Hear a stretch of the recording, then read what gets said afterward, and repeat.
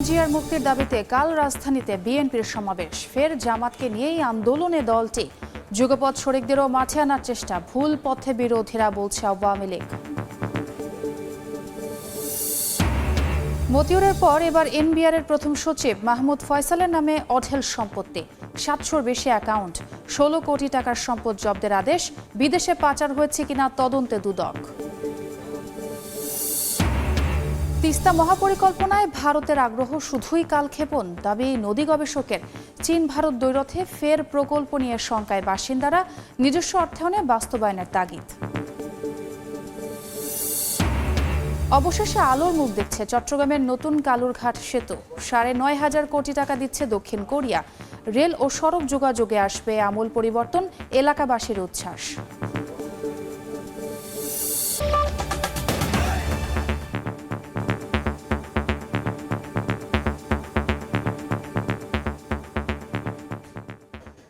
জনপদের সময়ের সঙ্গে আছি আমি ছোঁয়া খন্দকার। বিভেদ ও দূরত্ব ভুলে আবারও জামাতকে সঙ্গে নিয়ে সরকার পতনের আন্দোলনে নামতে যাচ্ছে বিএনপি। দলটির নেতারা বলছেন, যে যাই বলুক, লক্ষ্য অর্জনে যুগপৎ আন্দোলনের শরিক দলগুলোর সঙ্গে সরকার বিরোধী সবাইকে এক করেই মাঠে নামবেন তারা। তবে জামাত নেতারা বলছেন, বিএনপির সঙ্গে গাঁটছড়া বাঁধতে বাধা হয়ে দাঁড়িয়েছে যুগপথের কয়েকটি দল, যে কারণে আন্দোলন বারবার ব্যর্থ হচ্ছে। অন্যদিকে যুগপৎ শরিকরা বলছেন, বিএনপি জামাতকে সঙ্গে নিলে ব্যত্যয় ঘটবে আন্দোলনে। এমন হলে সিদ্ধান্ত বদলাবেন তারা। আহমেদ সালেহিনের রিপোর্ট। ২০০৬ সালে ক্ষমতা ছাড়ার পর ২০১৫ সাল পর্যন্ত সরকার বিরোধী আন্দোলনে বিএনপির প্রধান শক্তি হয়ে পাশে ছিল জামায়াতে ইসলাম। সে সময় বেশ শক্তি প্রদর্শন করে ইসলামী চিন্তাধারার এই দলটি। আর সেই সময় মানবতা বিরোধী অপরাধে জামাতের শীর্ষ পর্যায়ের একাধিক নেতা দণ্ডিত হলেও বিএনপির নিষ্ক্রিয়তায় টানাপোড়েন বাড়তে থাকে তাদের সাথে। একই সঙ্গে বিএনপির উপর বাড়তে থাকে আন্তর্জাতিক চাপও। এর মাঝে হয়ে যায় দুটি জাতীয় নির্বাচন। অনেকটা প্রকাশ্যে আসে বিএনপি জামাতের দূরত্ব। তবে বেশ কয়েকটি সামাজিক অনুষ্ঠানে জামাতের শীর্ষ নেতারা সেই দূরত্ব ও ভেদাভেদ ভুলে আবারও একসাথে পথ চলার ইঙ্গিত দেন। ছোটখাটো সকল ভেদাভেদ ভুলে গিয়ে জাতির বৃহত্তর স্বার্থে। জামাত নেতারা বলছেন, সম্প্রতি সরকার পতনের এক দফা দাবির আন্দোলনের ব্যর্থতার পেছনে রয়েছে যুগপৎ আন্দোলনে শরিক কয়েকটি দল, যাদের কারণেই বিএনপির সাথে মতবিরোধ ও দূরত্ব বেড়েই চলেছে তাদের। আমাদের দিক থেকে কোনো কমতি আছে আমরা মনে করি না। কোনো রাজনৈতিক দলের শত্রু না। ডান হোক বাম হোক, মিলেমিশে কাজ করতে হবে। একই কর্মসূচি বাস্তবায়নের জন্য একসাথে নামতে হবে মাঠে। এখানে ঘাটতি আছে। কারা আসলে বাধা হয়ে দাঁড়াচ্ছে? কোনো রাজনৈতিক শক্তি দল। তাহলে কি সেই ঘাটতির কারণেই আন্দোলনটা ব্যর্থ হয়েছে? অবশ্যই ঐক্যবদ্ধ আন্দোলনে কোনো ক্ষেত্রে ত্রুটি আছে, না থাকলে তো আন্দোলন সফলতার দিকে চলে যেত। তবে এই নিয়ে বাম দলগুলোর মধ্যে মতপার্থক্য থাকলেও শরিকরা বলছেন, জামাতকে নিয়ে বিএনপি আন্দোলনে গেলে নতুন করে সিদ্ধান্ত নেবেন তারা। ইঙ্গিত দেন, আন্দোলনে হতে পারে ছন্দপতন। আমরা কোনো দ্বিধাদ্বন্দ্বের মধ্যে নেই। যুগপৎ আন্দোলনের মধ্যে তো জামাত নেই, জামাত যুগপৎ আন্দোলনের বাইরে আছেন। বিএনপি জামাতকে কিভাবে ডিল করবেন সেটা একান্তই বিএনপির বিষয়। যুগপৎ আন্দোলনের বড় ধরনের ব্যত্যয় ঘটে এরকম কোনো পদক্ষেপ বিএনপি গ্রহণ করবে এটা আমি চিন্তা করছি না। এটা সুনির্দিষ্টভাবে কি কলাকৌশল হয়, কি পদক্ষেপ, তার উপরে আমরা সিদ্ধান্ত গ্রহণ করব। বিএনপি নেতারা বলছেন, জামাতের সঙ্গে দূরত্ব থাকলেও তা কমে এসেছে। কারো কথায় কান দিয়ে নয়, সরকার পতনের লক্ষ্যে জামাতকে একসাথে আন্দোলনে চান তারা। ব্যর্থ করতে তো অসুবিধা নাই, যদি ব্যর্থ হয় ওরা বলতে থাকুক, আন্দোলনও করুক, একসাথে রাস্তায় নেমে সরকারকে পতন ঘটাতে হবে। না হলে এরকম কথা কইতেই থাকবে। জামাত একটা দূরত্ব আমাদের সাথে হয়েছে, জামাতের সাথে ওই দূরত্ব এখন আর নাই। অল ভুক্তভোগী যখন একত্র হইয়াই এই সরকারের পতন ঘটাতে হইব। শিগগিরই নতুন করে আবারও সরকার বিরোধী আন্দোলনের লক্ষ্যে শরিক দলগুলোর সঙ্গে সম্প্রতি কয়েক দফা বৈঠকও করেছে বিএনপি। সরকার পতন হলেও তো আমাদের আন্দোলন। আহমেদ সালেহিন, সময় সংবাদ, ঢাকা। বেগম জিয়ার মুক্তি এখন মূল লক্ষ্য উল্লেখ করে বিএনপি মহাসচিব মির্জা ফখরুল ইসলাম আলমগীর বলেছেন, যুগপৎ আন্দোলনের জন্য শিগগিরই শরিকদের সঙ্গে আলোচনা করে আন্দোলন বেগবান করা হবে। সন্ধ্যায় রাজধানীর সেগুনবাগিচায় একটি অনুষ্ঠানে অংশ নিয়ে একথা বলেন তিনি। একদিকে গণতন্ত্র নেই, অন্যদিকে আপনার দেশের যে সার্বভৌমত্ব, সেই সার্বভৌমত্ব আজকে হুমকির সম্মুখীন হয়েছে। এখন সবচেয়ে বেশি যে প্রয়োজন, গণতন্ত্রের জন্য যিনি সবচেয়ে বেশি ত্যাগ স্বীকার করেছেন, জীবন মৃত্যুর সঙ্গে যিনি লড়াই করছেন, সংগ্রাম করছেন, সেই দেশনেত্রী বেগম খালেদা জিয়াকে মুক্ত করার একটা আন্দোলন খুব জরুরি। সব রাজনৈতিক দলগুলো আমরা এক মঞ্চে উঠতে না পারলেও আমরা কিন্তু যুগবদ্ধভাবে আন্দোলন চালিয়ে যাওয়ার আমরা সিদ্ধান্ত নিয়েছি। মূল একটি লক্ষ্য, সেই লক্ষ্যটি হচ্ছে যে দেশে গণতান্ত্রিক যে অধিকার সেগুলি ফিরিয়ে নিয়ে আসা, আমাদের ভোটের অধিকারকে ফিরিয়ে নিয়ে আসা, গণতান্ত্রিক রাষ্ট্র নির্মাণ করা। আন্দোলনের ইস্যু খুঁজতে গিয়ে বিরোধীরা ভুল পথে হাঁটছে বলে মন্তব্য করেছেন আওয়ামী লীগের সাধারণ সম্পাদক ওবায়দুল কাদের। বিদেশে তাদের নয়, বিএনপির প্রভু আছে বলেও মন্তব্য করেন তিনি। আওয়ামী লীগের প্রতিষ্ঠাবার্ষিকী উপলক্ষে রাজধানীর মানিক মিয়া এভিনিউয়ে সাইকেল র্যালির অনুষ্ঠানে তিনি কথা বলেন। ইট পাথরের যান্ত্রিক নগরে অট্টালিকার ভিড়ে নগরবাসীর জন্য শ্বাস নেওয়াটা যখন বড় চ্যালেঞ্জ, তখন সাপ্তাহিক ছুটির দিনে সাইকেল হাতে শত শত সাইকেলিস্ট সুস্থ, সচল ও আধুনিক ঢাকা গড়ার লক্ষ্যে ছুটে চলেছেন আপন গতিতে। আওয়ামী লীগের প্রতিষ্ঠাবার্ষিকী উপলক্ষে শুক্রবার সকালে রাজধানীর মানিক মিয়া এভিনিউয়ে বাইসাইকেল র্যালি কর্মসূচি শুরু হয়ে ধানমন্ডি ৩২-এ গিয়ে শেষ হয়। এর আগে র্যালির উদ্বোধন করে আওয়ামী লীগের সাধারণ সম্পাদক ওবায়দুল কাদের বলেন, নির্বাচনী অঙ্গীকার পূরণে তরুণদের কর্মসংস্থানে কাজ করছে বর্তমান সরকার। আমি তরুণ সমাজকে বঙ্গবন্ধুর আদর্শে শেখ হাসিনার নেতৃত্বে আওয়ামী লীগে যোগদানের আহ্বান জানাই। ওবায়দুল কাদের আরও বলেন, আওয়ামী লীগের বিদেশে কোনো প্রভু নেই, বন্ধু আছে। বিএনপি ভারত বিরোধিতার নামে আন্দোলনের ইস্যু খোঁজার চেষ্টা করে, তারা আবারও ভুল পথে হাঁটছে বলেও মন্তব্য করেন আওয়ামী লীগের সাধারণ সম্পাদক। বিদেশে আমাদের প্রভু নেই, আপনাদের প্রভু আছে। বিরোধিতার নামে আন্দোলনের ইস্যু খোঁজার চেষ্টা করছে, তারা আবারও ভুল পথে হাঁটছে। আওয়ামী লীগের সভাপতিমণ্ডলীর সদস্য অ্যাডভোকেট কামরুল ইসলাম এমপি, জাহাঙ্গীর কবির নানক, দলটির যুগ্ম সাধারণ সম্পাদক বাহাউদ্দিন নাসিম সহ দলের কেন্দ্রীয় নেতারা অনুষ্ঠানে অংশ নেন। রাইদুল ইসলাম শুভ, সময় সংবাদ, ঢাকা। দুদকের অনুসন্ধানে একের পর এক বেরিয়ে আসছে থলের বিড়াল। মতিউর রহমানের পর এবার এনবিআরের প্রথম সচিব কাজী আবু মাহমুদ ফয়সালের বিপুল সম্পদের খোঁজ মিলেছে দুদকের অনুসন্ধানে। ইতিমধ্যে 16 কোটি টাকার সম্পদ জব্দের আদেশ দিয়েছেন আদালত। খোঁজ মিলেছে 700টির বেশি ব্যাংক অ্যাকাউন্ট। মতিউরের পর এবার আলোচনায় জাতীয় রাজস্ব বোর্ডের প্রথম সচিব কাজী আবু মাহমুদ ফয়সাল। ক্ষমতার অপব্যবহার ও ঘুষের মাধ্যমে হাজার কোটি টাকার সম্পদ গড়েছেন তিনি। আদালতে জমা দেওয়া দুদকের প্রতিবেদন বলছে, রাজধানীর ভাটারায় তার নামে রয়েছে 5 কাঠার প্লট। একই এলাকায় তার স্ত্রী জেসমিন আক্তারের নামেও রয়েছে 5 কাঠার আরেকটি প্লট। ফয়সাল ও তার স্ত্রীর নামে নারায়ণগঞ্জে রয়েছে কোটি টাকার জমি। শুধু তাই নয়, ফয়সালের শ্বশুর আহমেদ আলীর নামে রাজধানীর রমনা এলাকায় গত বছর অক্টোবরে একটি ফ্ল্যাট কেনা হয়, যার মূল্য দেখানো হয় 95,50,000 টাকা। এছাড়া শাশুড়ি মমতাজ বেগমের নামে 2022 সালে খিলগাঁওয়ে 10 কাঠার একটি প্লট কেনা হয়। এসব সম্পদ করদাতাদের ভয়ভীতি দেখিয়ে বদলি বাণিজ্য ও ঘুষের টাকায় কেনা হয়েছে জানিয়ে দুদকের আইনজীবী বলছেন, ইতোমধ্যে ফয়সালের বেশ কিছু সম্পদ জব্দের আদেশ দিয়েছেন আদালত, যার মূল্য অন্তত 16 কোটি টাকা। আয়কর দাতাদের ভয়ভীতি প্রদর্শন করে অর্থ গ্রহণ করত, বিভিন্ন অনিয়ম ও দুর্নীতির মাধ্যমে 1000 কোটি টাকা আত্মসাৎ, অবৈধ সম্পদ। এগুলি কিন্তু চারটি ব্যাপার না। এখন একজন পাবলিক সার্ভেন্ট, একজন বিসিএস অফিসার 2005 সালে সে জয়েন করছে, এই 20 বছরের মাথায় সে 1000 কোটি টাকা।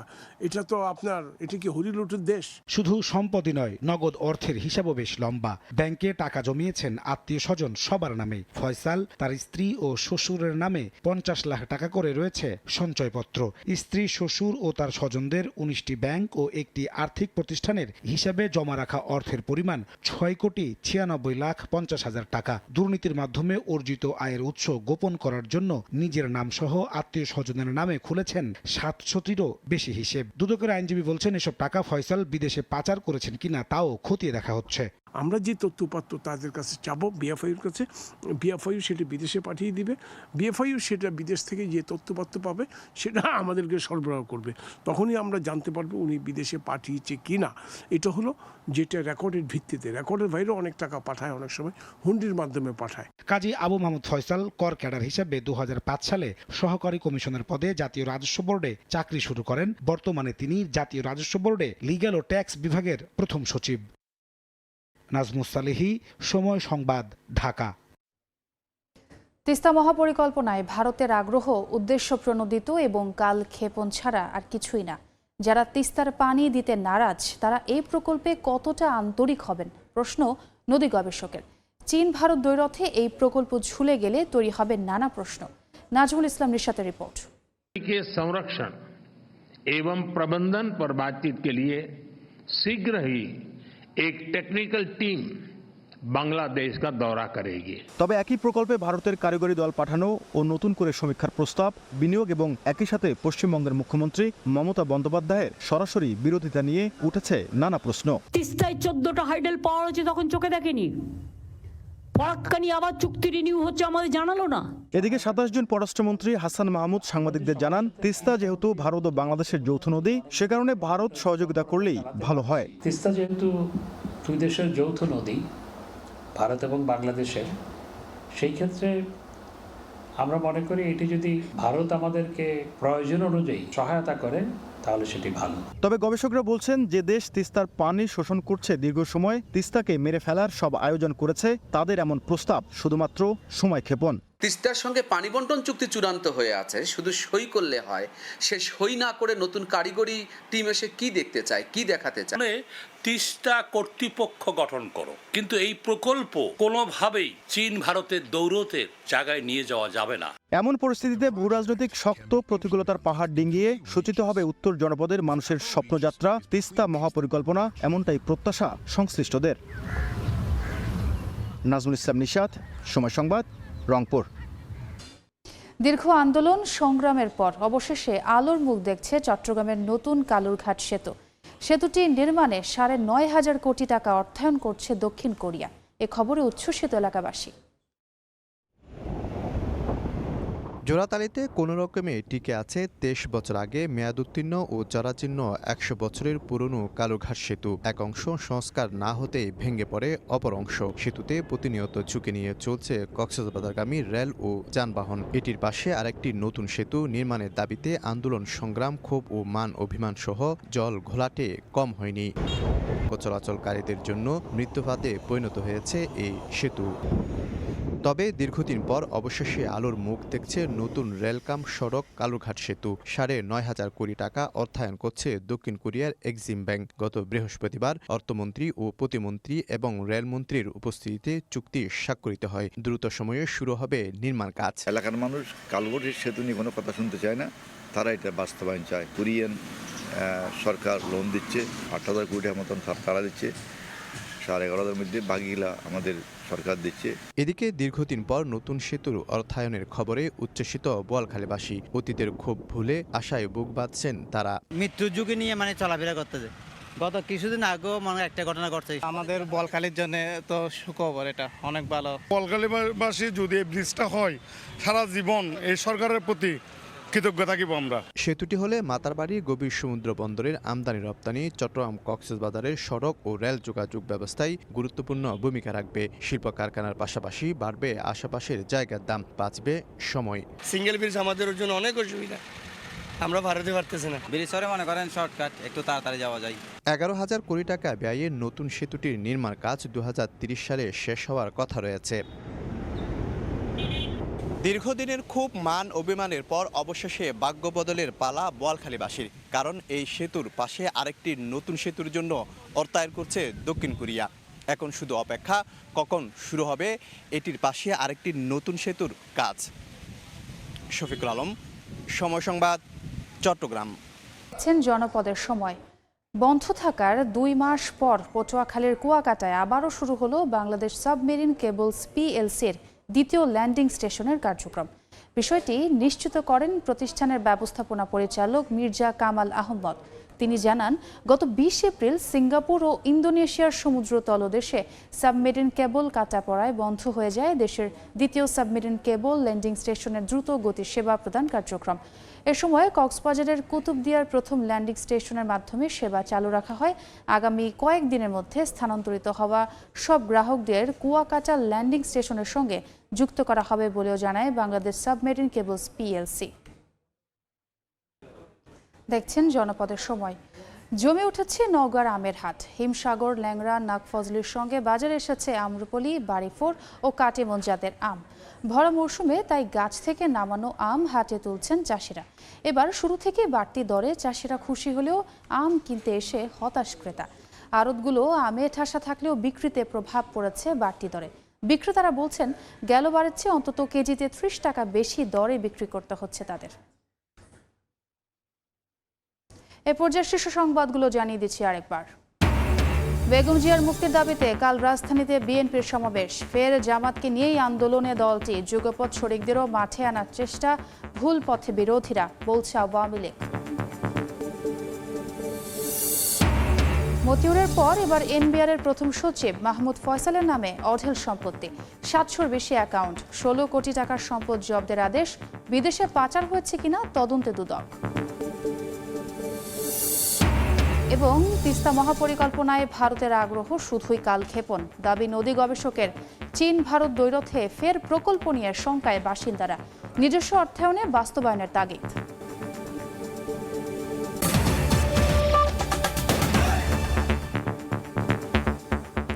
এই ছিল জনপদের সময়। এরপর রাতের সময় নিয়ে সঙ্গে থাকবেন গোলাম রাব্বি। আপনাকে ধন্যবাদ। রাতের সময় নিয়ে ফিরছি কিছুক্ষণ পর, সঙ্গেই থাকুন সময়।